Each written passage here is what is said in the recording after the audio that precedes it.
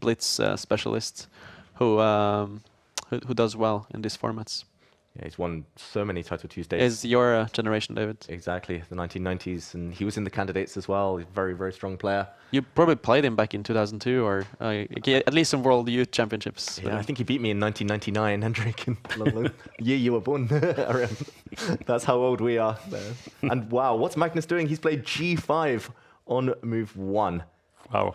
Is that a mouse slip? This is, I think it's definitely not a mouse slip. We know Magnus likes to troll and have some fun, and you can get away with it in the earlier rounds usually. However, I think last week he had an accident. Well, he in got the it. third round against the Indian GM Inian. Yeah, he got into the animal kingdom. He started out with the cow or Yeah. a rejected semi-cow opening, and then went into the hippo afterwards. I mean that strategy can be dangerous against GMs for sure. And that game, his opponent just played really, really well. But you can probably get away with it in the first two rounds. Already in the third round, it gets. Did we ever tricky. expect to talk about Magnus's games for talking about a rejected semi-cow opening? What's Anna Crumling done to us? The changing perceptions of the chess world, the alien gambit, the cow, all these shady openings somehow made to work. Looks like this one hasn't gone that bad for Magnus. He's had some pieces on some decent squares, and I don't think he's too unhappy. Like the bishop on g2 is rather restricted. Yeah, I quite like this. Like the evaluation bar, I think we can ignore for now. It's a very closed position. That means there's no immediate knockout for either side, and I think we've all played worse positions than this with black and been pretty happy. So we have 2 games and 2 King's Indian structures. Exactly.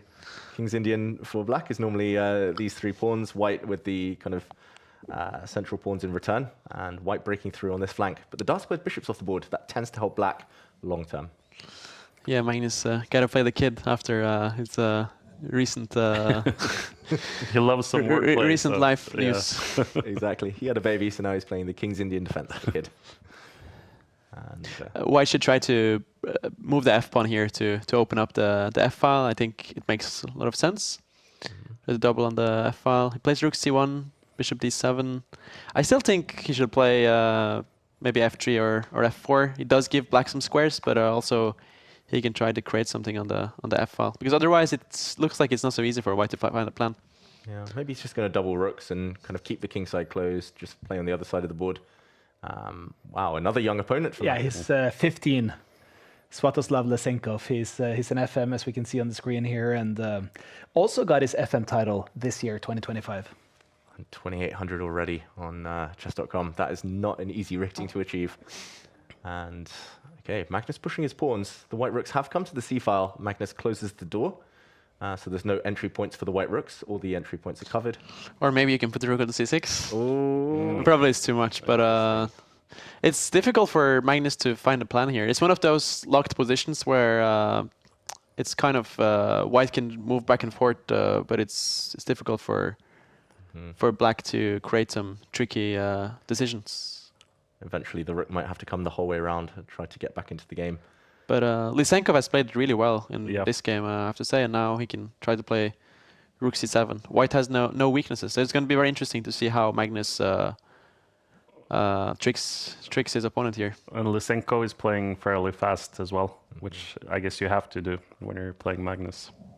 And the evaluation bar says much better for white. What do we think? Like, is it easy to play for white this position? I mean, it feels like at least white is the only one who can sort of like take decisions here. White is definitely running the show, while black is, for now, doesn't have a clear plan.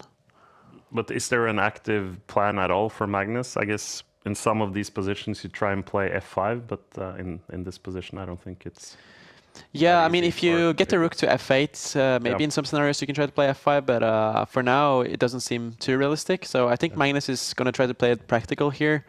Plays moves fast, yeah, and try to keep his advantage on the clock. Dirty flag. He does have a solid 1 minute advantage, so I think he should keep that up. I was wondering about this. The rook now in a bit of trouble.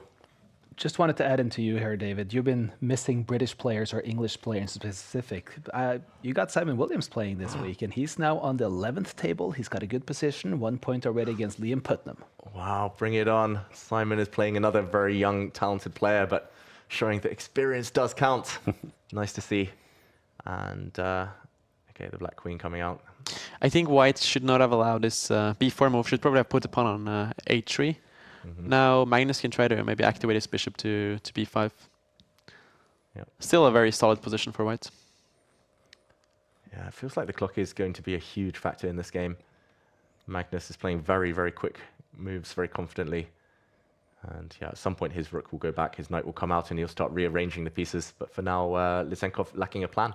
Yeah, but you guys disagree with the viewer who just wrote in here on top. We see on the screen. It's an easy position against anyone but Magnus. This is not an easy position, though, is it? No, and especially when it's slow and maneuvering, there's this feeling that like eventually the opponent's going to get you. Eventually Magnus will unravel and turn on the magic. Ooh. Already we see the bar reacting much better now for black. Does the black queen just move? Probably just queen c5, yeah. And it's not that easy for white to protect this e4 pawn. Yeah, looks like that pawn is hanging. And I guess he's going to try and move his rook and land some kind of discovered attack, but it doesn't really exist. After the black knight takes this pawn, there's threats of the black queen coming in as well. Some nasty checks. Lisenkov has misplayed this. He had such a nice position a few moves ago. But yeah, I mean, in Blitz, everything can change in a matter of seconds. Nakamura has won his game, Shong has won his game, Tabatabai has won his game, of the Satorov has won, Shong, Andreikin, Serrano, just to mention a few.